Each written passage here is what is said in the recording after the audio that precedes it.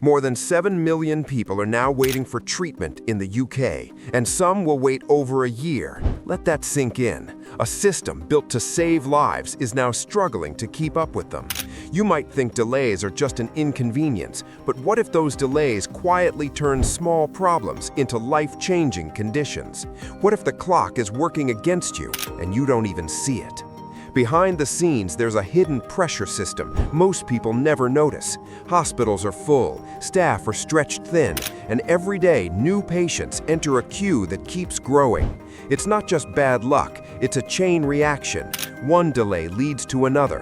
One missed appointment creates a ripple, and suddenly the system meant to protect you starts to slow you down instead. So what's really causing this crisis? And more importantly, how can you protect yourself before it's too late? Stay with me, because the reasons behind this are more surprising and more personal than you think.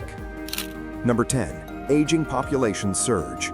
The first pressure point is something that sounds harmless at first. People are living longer than ever before. That should be good news, but here's the hidden side. As life expectancy rises, so does the number of people living with long-term illnesses like heart disease, arthritis, and dementia. These are not quick treatments. They require ongoing care, repeated visits, and constant monitoring. This creates a steady stream of patients who never really leave the system. Over time, this builds a silent but powerful weight that slows everything down. Now, think about how this works behind the scenes. Hospitals and clinics are not just treating new patients, they're also supporting millions who need care every month, every year. This leads to bed shortages, longer appointment queues, and delayed procedures. It's like a road that was built for light traffic, but now carries heavy trucks all day. Eventually, everything moves slower. Even urgent cases can get stuck because the system is already full. This is not a sudden crisis, it is a slow-moving overload that has been building for years. So what can you do in a system under this kind of pressure? The smartest move is to stay ahead. Do not wait for symptoms to get worse. Book regular checkups even when you feel fine. Use digital GP services when possible to avoid crowded clinics. Small actions like daily movement, better diet, and early screening can keep you out of long-term care cycles, because once you enter that cycle, getting fast treatment becomes harder. And in today's reality, prevention is no longer optional, it is your strongest advantage. If this made you rethink how you approach your health, then pause for a second. What is one delay you've ignored that could cost you later? Drop it in the comments, because your story might wake someone else up. Now, take the next step. Watch our previous video to stay one step ahead of the system, because knowledge is your strongest protection. And if you value content like this, support us. We put hours of deep research and effort into every video, so hit subscribe. It is just one click. Number 9. Workforce shortages crisis. The next pressure point is more direct and far more fragile. There simply are not enough healthcare workers to meet demand. Across the system, there are gaps where doctors, nurses, and support staff should be. And these are not small gaps. They are thousands of missing professionals, each one representing hundreds of patients left waiting. When fewer people are available to deliver care, every step slows down. Appointments take longer to schedule, treatments get pushed back, and the system begins to stretch beyond its limits. But the deeper issue is not just numbers, it is burnout. Many healthcare workers are now handling more patients than ever before, working longer hours under constant pressure. This leads to fatigue, mistakes, and in many cases, people leaving the profession entirely. It becomes a cycle. Fewer staff means more pressure means more people quit, and with every exit, the system loses speed and stability. This is how a workforce shortage turns into a self-reinforcing crisis that quietly weakens the entire structure. So how do you navigate a system under this kind of strain? Timing becomes your advantage. Avoid peak hours and high-demand days whenever possible. Early morning slots and midweek appointments often have better availability. Be proactive. Call ahead. Confirm bookings and follow up if needed. Even small delays can compound in a crowded system. And most importantly, be clear and direct about your symptoms so you are triaged correctly. Because in a system with limited staff, those who act early and communicate clearly are far more likely to move faster through the queue. Number 8. Post-pandemic backlog shockwave. The next force is something many people think is already over, but it is not. The pandemic may have faded from headlines, but its impact is still deeply embedded in the system. During that time, millions of appointments, surgeries, and routine checks were delayed or canceled. At first, it seemed temporary, but those missed cases did not disappear. They stacked up, and now they are all returning at once, creating a massive backlog that continues to flood the system every single day. Here's the hidden mechanism most people don't see. When care is delayed, conditions often get worse. A small issue that could have been treated quickly becomes more serious, more complex, and harder to fix. This means patients now require longer treatments, more specialist care, and extended hospital stays. So instead of one short visit, the system handles multiple long ones. This slows everything down even further. It is not just a queue, it is a heavier, slower-moving queue filled with more complicated cases. So how do you stay ahead in this ongoing wave? You must be active, not passive. Do not assume the system will automatically move you forward. Follow up on referrals. Call to check your position. Ask if there are cancellations you can take. Patients who stay engaged often move faster because they fill sudden gaps. Also, act early when symptoms appear. Waiting now carries a higher cost than before, because in a system still clearing old delays, those who take control of their timeline have a clear advantage over those who wait silently. Number 7. Rising chronic diseases. Another powerful force driving pressure is the quiet rise of chronic diseases that never fully go away. Conditions like diabetes, high blood pressure, and heart disease are increasing every year. These are not one-time treatments. They require constant monitoring, repeat prescriptions, and regular checkups. This creates a continuous flow of patients who must return again and again. Over time, this steady demand builds into a system that is always full, even before new patients arrive. The hidden mechanism is not just the number of cases, it is the long-term dependency on care. When someone develops a chronic condition, they often stay in the system for life. This means clinics are not just treating illness, they are managing it over years or even decades. As more people develop these conditions, the system becomes locked into long cycles of care that limit space for new or urgent cases. This slows access for everyone. What looks like a personal health issue quickly becomes a system-wide bottleneck that affects millions. So how do you stay out of this cycle? The answer is early control. Small daily habits can prevent long-term system dependency. Start with simple steps. Walk at least 30 minutes a day, reduce sugar and processed food, and monitor your basic health numbers like blood pressure and weight. Do not ignore early warning signs. Acting early can stop a condition from becoming permanent, because once it becomes chronic, you are no longer just a patient. You become part of a long-term demand stream that is already stretching the system to its limits.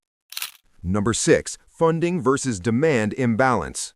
Now we move to a pressure point that operates quietly but shapes everything, the gap between how much the system can fund and how much care people actually need. On paper, funding may increase each year, but demand is rising much faster. More patients, more complex conditions, and longer treatment times all push costs higher. This creates a situation where resources feel stretched even when budgets grow. The result is simple but powerful. There is never quite enough to meet the real demand. The hidden mechanism lies in how this gap affects daily operations. When funding cannot fully match demand, difficult choices must be made. Hospitals may delay non-urgent procedures, clinics may limit appointment slots, new equipment and staff hiring may be slowed down. Over time, this creates a system that runs in constant compromise mode, where efficiency is replaced by prioritization. Urgent cases move forward, but everything else begins to stack up. This is how waiting lists grow, not from one big failure, but from thousands of small limitations happening every single day. So how do you work within a system shaped by these limits? The key is flexibility and awareness. Explore alternative care pathways instead of relying on one route. Community clinics, Pharmacies and telehealth services can often handle issues faster than major hospitals. Ask about different options instead of waiting silently in one queue. Also, prepare ahead. Keep your medical history ready and understand your treatment plan, because in a system where resources are carefully allocated, those who adapt and explore multiple paths are far more likely to access care without long delays. Number 5. Administrative inefficiencies. This next pressure point is less visible, but it quietly slows everything down. The system is not just busy, it is complex and often inefficient. Behind every appointment, there are forms, approvals, referrals, and data transfers. Each step may seem small, but together they create a long chain, and if one link breaks or delays, the entire process slows. This is not about doctors or nurses. It is about the hidden layers of administration that control how fast patients move through the system. The deeper issue is fragmentation. Different departments and services often use separate systems that do not fully connect. This means information must be passed along manually or checked multiple times.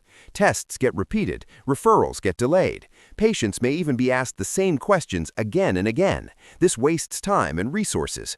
Over days and weeks, these small inefficiencies build into major delays that affect thousands of people at once. It is like a machine where every gear works, but not in perfect sync, so the output is slower than it should be. So how do you protect yourself in a system like this? You become organized and proactive. Keep your own records, test results, prescriptions, and appointment details in one place. Bring them to every visit. Confirm that referrals have been sent and received. Do not assume the system is moving your case forward automatically. Follow up with clear questions. Even simple actions like double-checking details can save weeks of delay. Because in a system where information flow is not always smooth, patients who stay informed and take control of their own data move faster and avoid unnecessary setbacks. Number 4. Emergency department overuse. This next pressure point is happening right at the front door of the system. Too many people are using emergency departments for non-emergency problems. Emergency rooms are designed for life-threatening situations, but today they are often filled with cases that could be handled elsewhere. This includes minor infections, small injuries, and routine concerns. At first glance, this may seem harmless, but when large numbers of non-urgent cases enter the same space as critical ones, it creates a dangerous slowdown at the most sensitive point of care. The hidden mechanism is about resource diversion. Emergency departments run on speed, focus, and priority. When staff must assess and manage a high volume of non-urgent cases, their attention is split. Time, space, and equipment are used for cases that do not require emergency care. This leads to longer wait times, overcrowding, and increased pressure on staff. Meanwhile, truly urgent patients may face delays in assessment or treatment. Over time, this creates a system where critical care is forced to compete with non-critical demand, weakening the entire response structure. So how do you act wisely in this situation? The key is choosing the right entry point. Not every health issue needs an emergency visit. For minor conditions, use urgent care centers, pharmacies, or telehealth services. These options are often faster and more appropriate. Learn to recognize warning signs that truly require emergency care, such as severe chest pain or difficulty breathing. Making the right choice not only helps you get quicker treatment, but also supports the system. Because when emergency services are used correctly, they remain fast, focused, and ready for the moments that truly matter. Number 3. Mental health demand explosion. This next pressure point is growing fast, and many people still underestimate its impact. Mental health demand has surged to levels the system was never built to handle. Anxiety, depression, and stress-related conditions are rising across all age groups. These are not rare cases anymore. They're becoming part of everyday life. And unlike physical injuries, mental health conditions often require long-term support, regular therapy sessions, and ongoing follow-ups. This creates a steady and expanding demand that quietly stretches the system from within. The hidden mechanism is intensity and duration. Mental health care is not quick or simple. One patient may need weeks, months, or even years of support. This means fewer new patients can enter the system because existing cases continue to occupy time and resources. On top of that, there are already not enough trained specialists in this field. This creates long waiting lists, delayed diagnoses, and limited access to care. Over time, untreated cases can worsen, leading to more complex needs. This turns a growing demand into a compounding cycle that increases pressure at every level of care. So how do you stay ahead in this environment? The key is early action and self-support. Do not wait until symptoms feel overwhelming. Start with small steps. Talk to someone you trust. Use mental health apps or join local support groups. Build simple habits like daily movement, better sleep, and reducing screen overload. If you need professional help, seek it early and follow up consistently. Because in a system where demand is rising faster than supply, those who act early and build support around themselves are far more likely to maintain control and avoid long delays in care. Number 2. Technology integration gaps. This next pressure point may sound surprising in a modern world. The system is not fully using the technology that could make it faster and smarter. While some parts have digital tools, many still rely on slow, outdated processes. Patient records may not move easily between departments. Test results can take time to reach the right doctor. And simple updates often require manual input. This creates a system where information moves slower than the patients themselves, causing delays that feel unnecessary but happen every day. The hidden mechanism is fragmentation. Different hospitals and clinics often use separate digital systems that do not fully connect or talk to each other. This means data must be re-entered, checked, and confirmed again and again. Each step adds time. Each delay builds pressure. In some cases, patients repeat tests simply because results are not easily shared. This wastes both time and resources. Over weeks and months, these small digital gaps grow into large system-wide inefficiencies that slow down care for everyone. So, how do you move faster in a system with these limits? You take control of your own information flow. Register for online patient portals and keep track of your results, appointments, and referrals. Save copies of important reports and carry them when needed. Ask clear questions about timelines and next steps. Do not assume systems are fully connected. When you bridge the gaps yourself, you remove delays that others may face. Because in a system where technology is not fully aligned, patients who stay digitally aware and organized gain a powerful edge in accessing timely care. The final and most powerful pressure point is also the most personal. Many of the system's biggest burdens come from conditions that could have been prevented or caught early. This includes illnesses linked to smoking, poor diet, lack of movement, and missed screenings. At first, these choices may seem small or harmless, but over time they build into serious health problems that require complex and long-term care. When millions of people follow the same pattern, it creates a massive wave of preventable demand that floods the system from within. The hidden mechanism is delay and escalation. When early warning signs are ignored, conditions grow quietly. A mild issue becomes severe. A simple treatment becomes a major procedure. This shift increases the time, cost, and resources needed for each patient. It also reduces the system's ability to treat others quickly.